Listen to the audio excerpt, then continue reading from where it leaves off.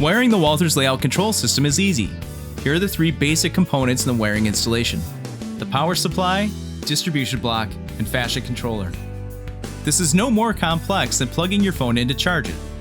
Using the Walthers control system power supply number 942-110, simply plug the barrel connector into the distribution block. When the installation is finished, we'll plug the power supply into the wall socket.